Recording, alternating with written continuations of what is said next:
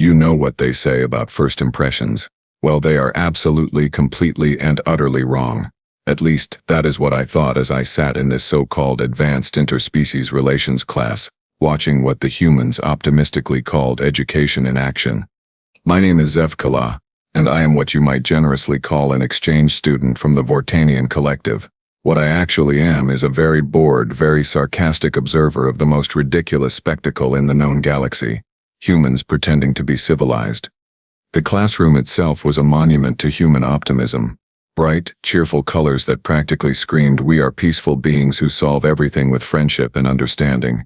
The walls were decorated with inspirational posters featuring various species holding hands, tentacles, and claws together in what I can only describe as aggressively wholesome unity. It was enough to make my secondary stomach churn. Nexus 7 Station was supposed to be this grand experiment in peaceful coexistence. Humans, in their infinite wisdom, had decided to create an educational facility where young beings from across the galaxy could learn together, grow together, and presumably sing songs together around some kind of metaphorical campfire. The irony was not lost on me that they had built this temple to peace in the middle of one of the most contested regions of space. But here is the thing about humans that nobody talks about in the recruitment brochures. They are weird, not oh look, they only have 2 arms weird, but genuinely, disturbingly strange in ways that make your brain itch when you think about it too hard. Take Riley Banks, for example. She sat in the back corner of the classroom as far from everyone else as the seating arrangement would allow. Small, even by human standards. Pale skin that looked like it had never seen natural sunlight, which, given that we were on a space station, was probably accurate. Dark hair that hung in front of her face like a curtain she could hide behind. She wore the standard academy uniform, gray tunic, dark pants, nothing special or noteworthy. If you had asked any of the other students to describe Riley Banks, they would have said quiet. If you had pressed them for more details, they might have added keeps to herself or never causes trouble. Some of the more observant ones might have mentioned that she always sat alone, ate lunch alone, and generally existed in her own little bubble of solitude. What none of them seemed to notice, and what made my skin crawl every time I looked at her, was the way she watched everything. Those dark human eyes, constantly moving, constantly analyzing, constantly calculating. She reminded me of a predator pretending to be prey, and it was deeply unsettling. But apparently I was the only one who found Riley Banks remotely interesting. Everyone else was far too busy dealing with Korven Steelclaw. Korven was what you might politely call a problem student. What you might more accurately call him was a 7-foot-tall reptilian nightmare with anger management issues, and a serious case of what humans call small appendage syndrome. His species, the Drakmari, were known throughout the galaxy for 3 things: their impressive physical strength, their short tempers, and their complete inability to understand that being big and scary did not automatically make you important. For the past 3 weeks, Korven had been systematically working his way through the class, establishing what he believed was his rightful place at the top of the social hierarchy. He had started with the smaller, more obviously vulnerable students. A few harsh words here, some casual physical intimidation there, the occasional accidental collision in the hallway. Standard bully behavior, really. The problem was, it was working. Professor Maldena, our instructor, was a well-meaning Etherian who believed deeply in the power of positive conflict resolution and constructive dialogue, which is a very diplomatic way of saying she was completely useless when it came to dealing with actual problems. Every time Korven acted out, she would launch into these long speeches about understanding different cultural expressions of frustration and finding common ground through empathy. Meanwhile, Korven was getting bolder. Today, he had apparently decided that Riley Banks looked like an easy target. Poor choice, in my opinion. But then again, nobody had asked me. It started small, as these things usually do. A few loud comments about weird loner humans and creepy quiet types. Some exaggerated stage whispering about how humans were probably plotting something behind those beady little eyes. The kind of juvenile nonsense that would have gotten him laughed out of any decent Vortanian school. But this was not a Vortanian school. This was a human institution, with human ideals and human approaches to problem solving, which meant everyone was supposed to ignore the obvious threat until it became impossible to ignore. Korven was leaning back in his chair now, his massive frame taking up twice the space it should have, His reptilian features twisted into what he probably thought was an intimidating sneer. His voice carried clearly across the room as he made increasingly specific comments about what he thought humans were really like when nobody was watching. And through it all, Riley Banks sat in her corner perfectly still, perfectly quiet, watching everything with those dark, calculating eyes.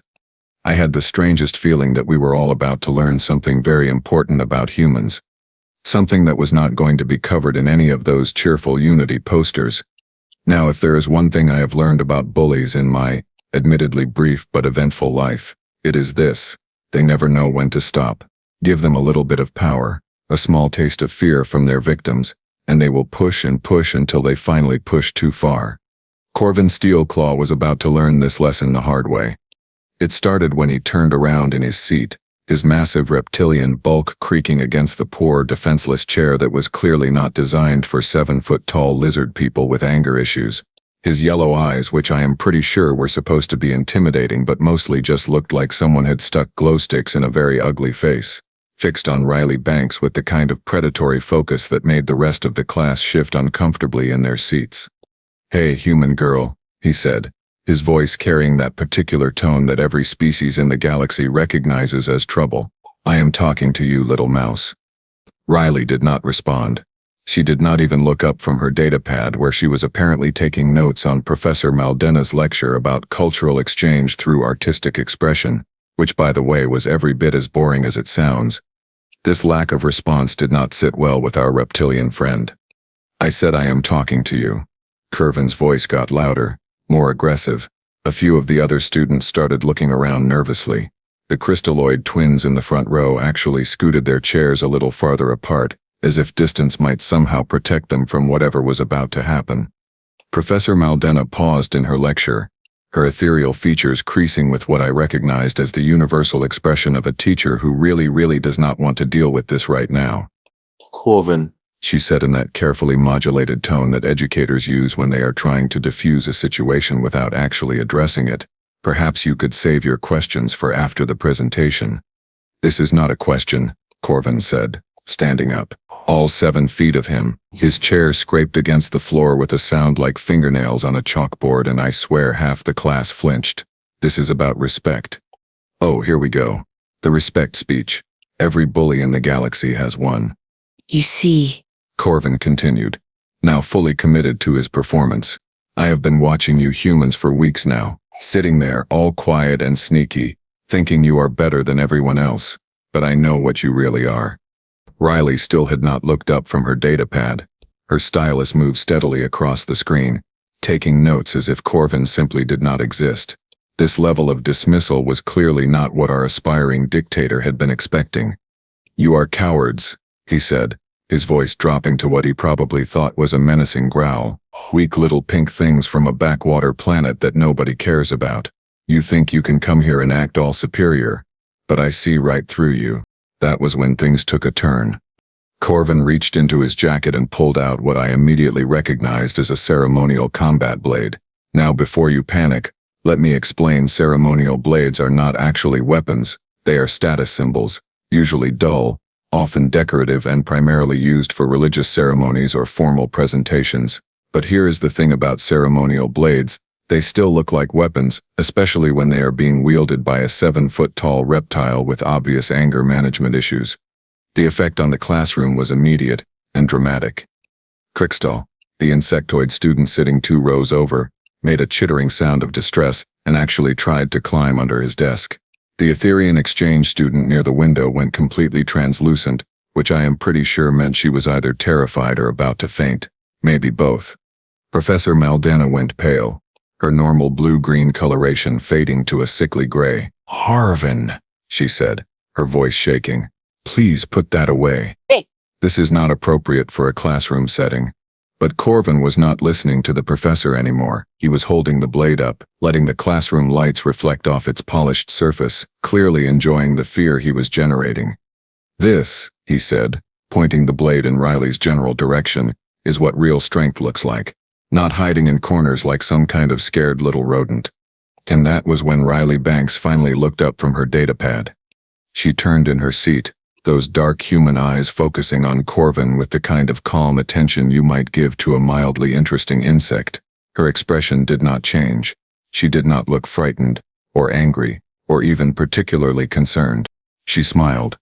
It was not a big smile, not dramatic or theatrical, just a small, quiet, almost private expression that somehow managed to be more unsettling than any scream or threat could have been. And for the first time since I had met him, Korven Steelclaw looked uncertain. You know that moment in those terrible human entertainment programs when the music stops, the lighting changes, and you suddenly realize that the quiet character everyone has been ignoring is actually the most dangerous person in the room. Well, congratulations. We were all about to live through one of those moments, and let me tell you, it was infinitely more terrifying in real life. Riley Banks set down her stylus with the kind of deliberate care that suggested she was giving Korven her full attention for the first time. She turned in her chair, folded her hands in her lap, and looked at the 7-foot-tall reptilian holding a ceremonial blade like he was a child who had just asked her to explain why the sky was blue. "That is really interesting," she said, her voice so calm and conversational that it made my skin crawl. "You think humans are weak?" Korven blinked, clearly not expecting this response. "I do not think it," he snarled, trying to regain his momentum. "I know it. Everyone knows it. Humans are soft, pathetic creatures from some nowhere planet that nobody cares about." Riley nodded thoughtfully, as if she was seriously considering his argument. "You know, that is a pretty common misconception. People hear Earth and they think peaceful little garden world with friendly inhabitants. It is understandable, really. We do tend to downplay certain aspects of our home planet when we are trying to make friends." She stood up, slowly, casually, like she was getting up to ask a question about homework. "The thing is," she continued, walking toward Korven with the kind of relaxed confidence that made every survival instinct I possessed start screaming, "Earth is not actually a garden world. It is what xenobiologists classify as a Class 12 death world." The classroom went dead silent. Even Professor Maldena stopped trying to intervene, her ethereal features frozen in what I recognized as the expression of someone who was beginning to understand that they were completely out of their depth. "A death world," Riley explained, still walking toward the increasingly nervous-looking Korven, "is a planet where literally everything is trying to kill you. The weather, the geology, the wildlife, the plants, even the microorganisms. Evolution does not mess around on death worlds. You adapt, or you die." She was close enough now that Korven had to look down at her. The size difference was comical. She barely came up to his chest. The ceremonial blade in his hand was almost as long as she was tall. "So when you call humans weak," she said, tilting her head slightly, "what you are really saying is that you think creatures who evolved on a planet that actively tried to murder them every single day for millions of years are somehow less tough than species who developed on nice, safe, stable worlds where the biggest threat was maybe running out of your favorite food." Korven was starting to look less confident. That is just propaganda," he stuttered. "Human lies to make yourselves sound more important than you really are." Riley shrugged. "Fair enough. I can understand why you would think that. After all, I am just sitting here talking, right? Not exactly demonstrating the legendary human toughness you have heard so much about." And then before anyone could react, she reached out and grabbed the blade. Not the handle, the blade itself. With her bare hand. The sound that came from Korven was somewhere between a gasp and a whimper. The rest of the class made various noises of shock and horror. I am pretty sure I made a sound too, though I prefer not to remember exactly what it was. Riley held the blade for a moment, her pale fingers wrapped around the sharp edge, and then slowly pulled it out of Korven's suddenly slack grip. A thin line of dark red blood appeared where the metal had cut her palm. She looked at the blood with mild interest, the way you might examine a paper cut or a small bruise. "Interesting," she said. "Your ceremonial blade is actually pretty sharp.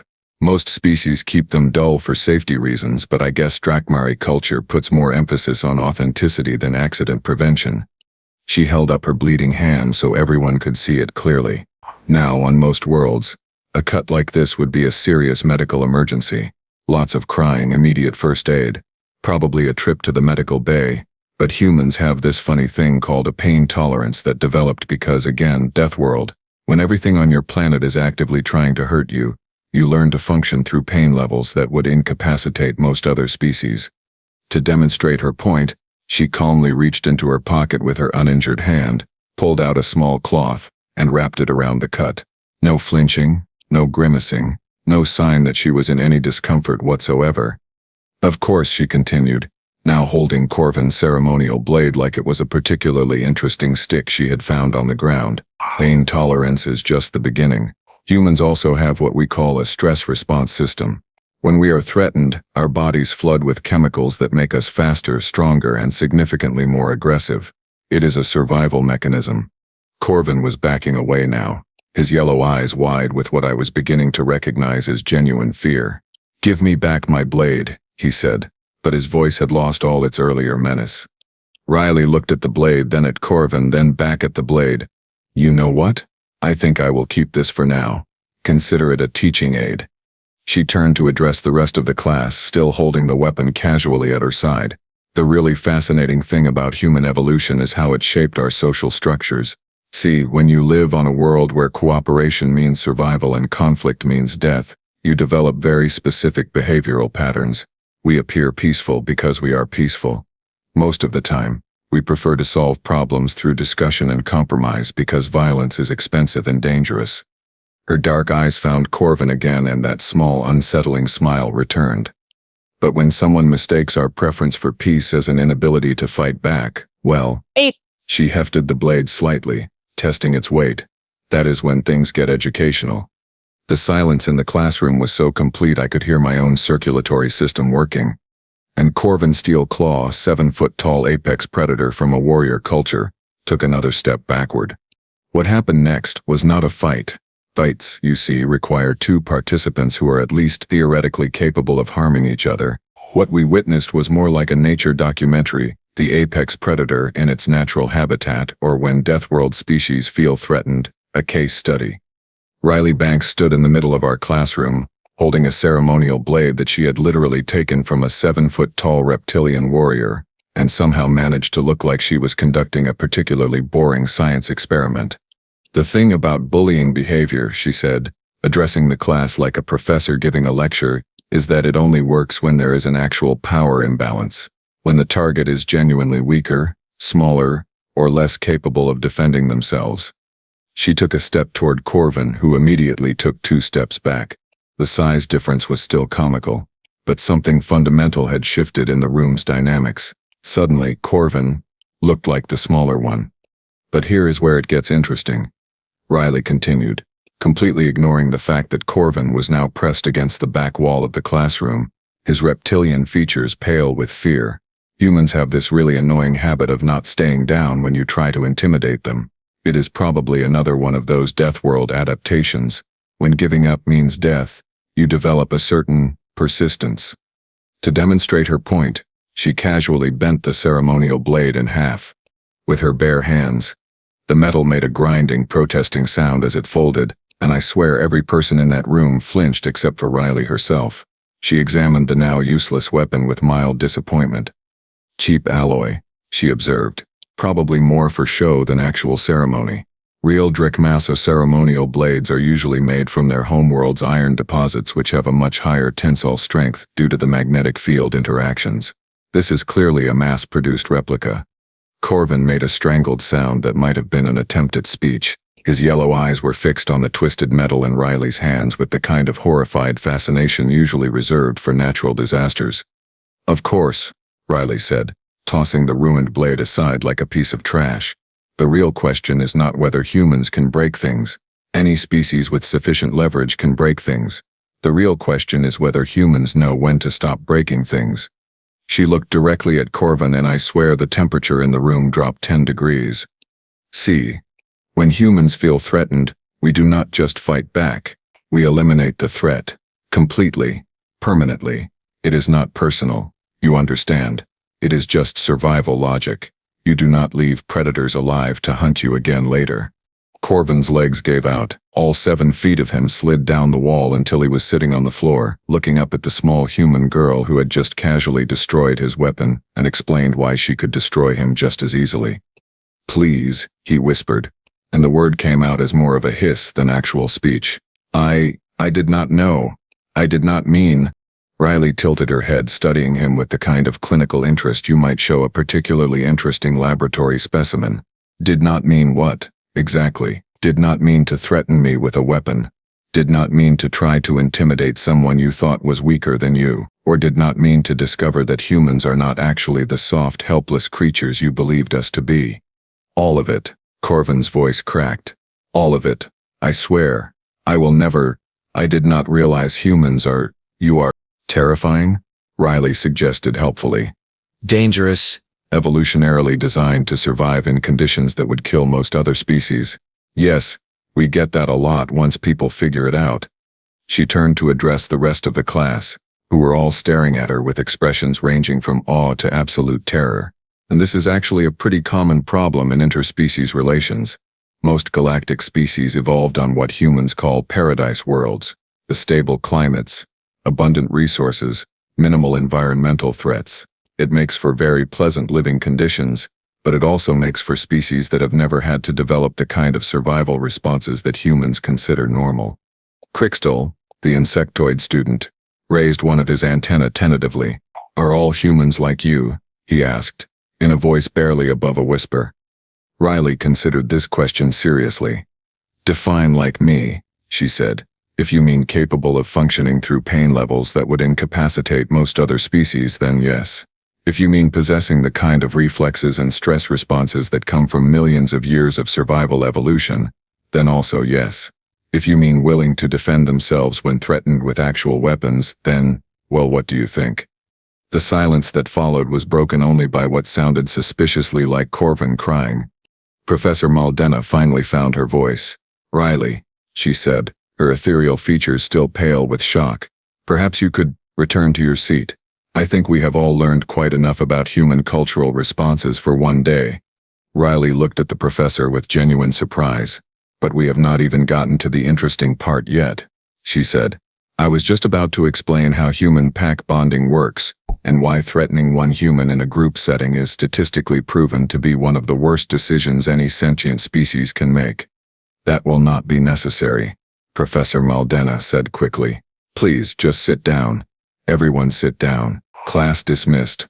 Early dismissal. Everyone out. Now.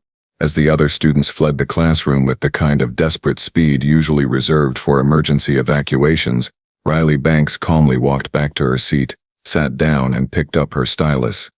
Same time tomorrow? She called after the retreating professor. But Professor Maldena was already gone, along with everyone else except me and the still sobbing Korven. Riley looked over at me and shrugged. Humans, she said, as if that explained everything. And you know what? It really did. You know, there are moments in life when everything you thought you knew about the universe suddenly rearranges itself into a completely different pattern, and you realize that you have been fundamentally wrong about something very, very important. This was one of those moments. I sat in that empty classroom watching Riley Banks calmly organize her notes like she had not just psychologically destroyed a 7-foot-tall reptilian warrior, and forever changed how every alien student on Nexus 7 would view humanity. And I finally understood why humans made me so uncomfortable. It was not because they were weak. It was because they were pretending to be weak. Think about it. Here was a species that had crawled their way off a planet that actively tried to murder them every single day, developed technology advanced enough to travel between stars, and then decided to build educational institutions dedicated to peaceful coexistence and mutual understanding. They could have conquered half the galaxy by now, but instead they chose to sit in classrooms taking notes on cultural exchange through artistic expression. That is not normal behavior. That is the behavior of a species that is so confident in its own capabilities that it can afford to be generous. Riley finished packing her datapad and looked over at me. You are still here, she observed. I am processing, I admitted. She nodded like this was a perfectly reasonable response. It takes most species a while to adjust their assumptions about humans. Do not feel bad about it. The peaceful facade is very convincing. Facade, I repeated. Well, not a facade exactly, she corrected. We genuinely prefer peace. It is just that our definition of peace might be different from what other species expect. We see peace as the absence of threats, not the absence of capability.